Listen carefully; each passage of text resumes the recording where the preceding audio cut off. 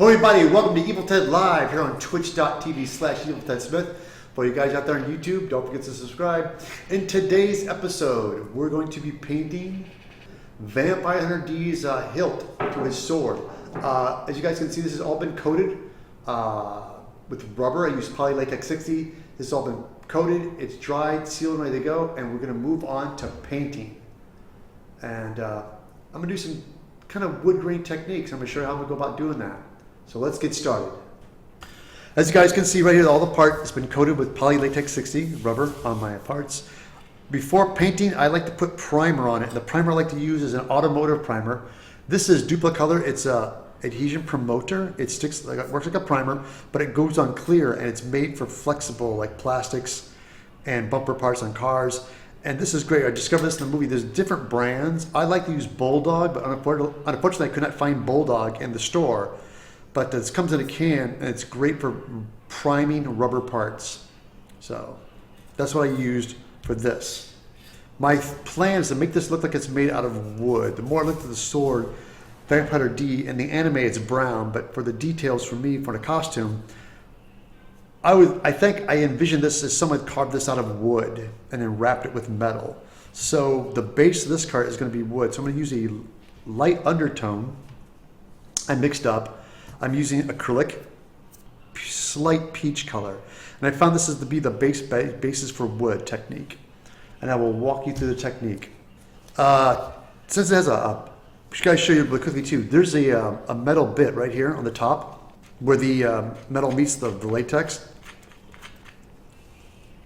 What I did was I brushed barge cement on top of the metal and the latex to kind of fill in that gap, because I don't want to, if you don't do that, it'll start to peel off. So I want to make a good seal between those two before I paint it. And I'm going to put the screw in. This makes it easy for me to hold when I'm painting it. So let's start with these little end pieces real quick here. Again, I like to dry these before I set them down, because in the past I've not done that and it sticks to the paper. Now let's move on to the handle, the hilt itself.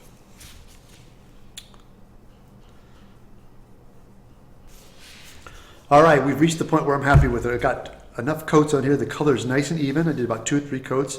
Again, it's just easier to do a lot of thin coats to a bunch of heavy coats.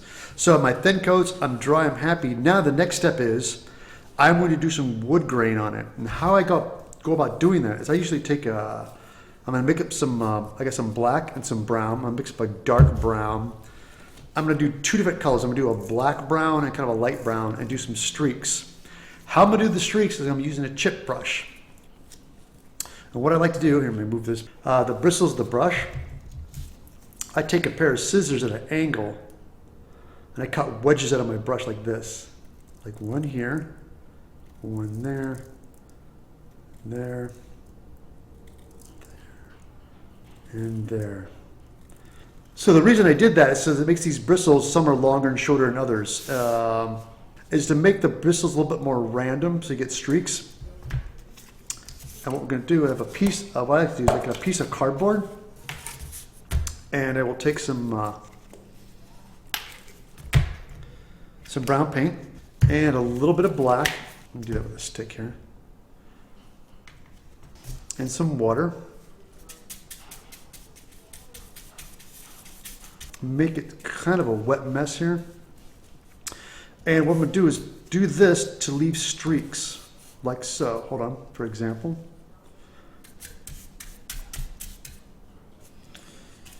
Might have gotten a little too wet, but just to show you the technique, it's like. But you got to be careful. You don't want to go. You don't want to. You got to show the lines. You don't want to kind of get too heavy over it, because if you do, you have to have some of the light colors show through as well to create the effect.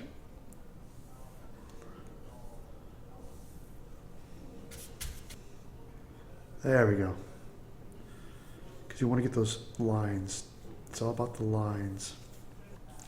Now, the cool thing, if you get in a spot and you feel that something doesn't work, it gets a little too heavy, I have the base color with me, and I can just go back in and touch over spots, which is good. That's why I was glad I have a little bit the extra of my base color, because if it gets too heavy or something doesn't look right to you, you want to go back and try to wipe it off. You can definitely just paint on top of it.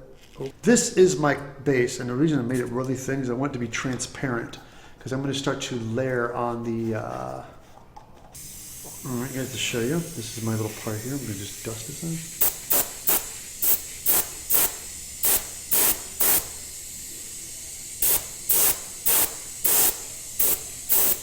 Now the trick is I'm laying this color in there, but you still want to be able to, ooh, easy kid. You still want to be able to see the stripes of wood underneath it, the streaks. That's what, so you're just doing this layer.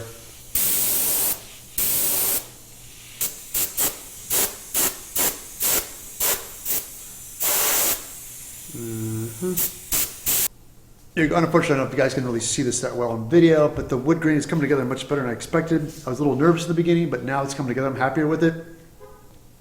What we're going to do is I'm going to go in with some black paint. I know that I'm going to go in here and paint this skull a different color, but before you start going in with something white, it's a lot easier to put the black in there first and then paint the white on top of it. So I realized that. So let me go ahead and just go and paint these guys black. Oh my God. Ah! When these guys get stuck, I just use a heat gun. Warm them up, that comes right off.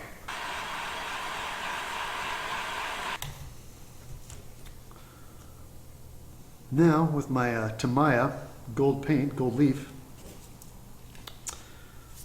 I'm going to paint the edges like this.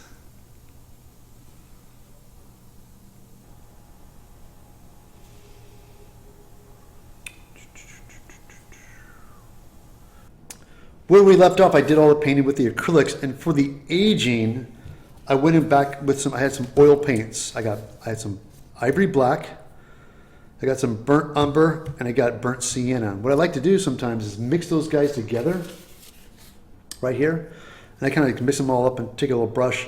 And when it's oils, it's great. I just kind of thin up, and I went through cracks and crevices and fanned it out, and then took the excess and just wiped it off with a paper towel. And that's how I get the nice, beautiful aging on the skull. Again, this is kind of hard things to see on the video, but this reads really well in camera. I mean, reads really well in person. But so this is pretty much done. We're happy. I'm happy with this. When we set this aside. Now, for the next step, is that this is the blade. This is, of course, luckily I coated this all with black rubber. And it is black, but I just for safety, I want to put a black acrylic coat on it. I want to make it just really nice and black. But one thing about Poly Latex 60, when it dries, it's got a real tackiness quality to it, which is nice. But it grabs dust and dirt. So before you paint it, I like to take a little bit of alcohol and a brush, and just so I can just wipe all the little foam chunks of dust and stuff. So you just want to prep it before you paint it. Yeah, I can see it already. Wow, I'm glad I did that because it's got crap all over it. My shop has got dust. I just need to put a real thin base. This is already black rubber. And since I knew that, I just want to just make it just a little blacker. And I'm going to use my my Nova. It's my Nova color. It's acrylic base. Now, if you don't have Nova, this is fine. Just use a good black acrylic paint.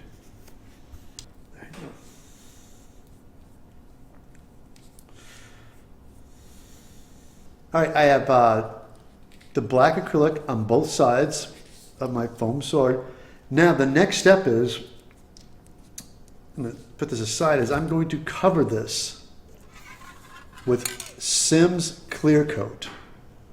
Here's what this is an automotive flexible clear.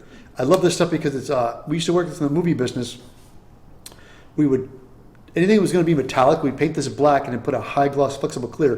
This is the same technique I used on doing Alita, Battle Angel, with Holly Conrad to make her cyber arms. I'm going to use the same technique and the same paint. But this is something we have to do off camera. I kind of have to use this in a spray booth because this stuff is really toxic. So I got to get a respirator on, a spray booth. So we'll do this off camera. All right, here's the sword. It has been painted, aged, and sealed. And what I did to seal it, I did a really, really thin coat of crystal clear, Krylon crystal clear. What I'm going to show you next is the blade. And there it is. Now to describe, I told you, I had this thing coated. I went ahead and last time we left off, I painted this with black acrylic, and I put on that Sims clear that I told you about. And then I put on this stuff called Lumiluster. Of course, I will leave links for this below the video. This stuff is great, but I'll warn you, it's extremely expensive. And it's like water thin. And whatever you do to get this effect, you have to make sure that your base is black and glossy. And once it's black and glossy, you just airbrush this stuff on really thinly to get that metallic sheen. But that's what I did. This has all been coated. And I did a couple of coats. And the more I look at it, I might want to hit it again. But I'm pretty happy with it. So I have my threaded rod at the end, as you saw when I made it. Here's the monumental moment. We're going to actually attach these two. So let's remove these to make this easier to turn. Okay. I'm just going to line up my hilt. Like so. Going.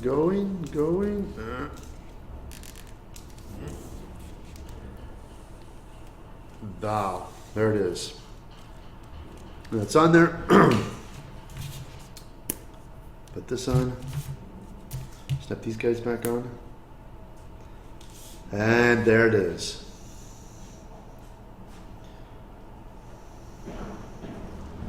Yes. D has one big sword. I'm trying to think if I can I even get far enough back enough to see this? Here we go. Going. Yeah, I was even trying not to make this ridiculously big, and it is ridiculously big. This came out perfect. Really happy with it. There it is. That is my D blade. Now I have to make a scabbard for it, which I'm going to have to make out of cincher plastic, so I can have it put in my backpack. But this thing is ridiculously big. Woo! There it is, guys. My giant sword from Vampire D Bloodlust. That pretty much concludes, guys, the making of the sword for Vampire D. I want to say thank you so much for watching. If you guys are watching this on YouTube, don't forget to subscribe. I have a website, eviltedsmith.com, where you can go there, and I have numerous videos and patterns, and I have a complete shopping list. If you guys like what I'm doing, want to keep it going, just shop through my links. But thank you so much for watching, and I will catch you back next time right here on Evil Ted Live.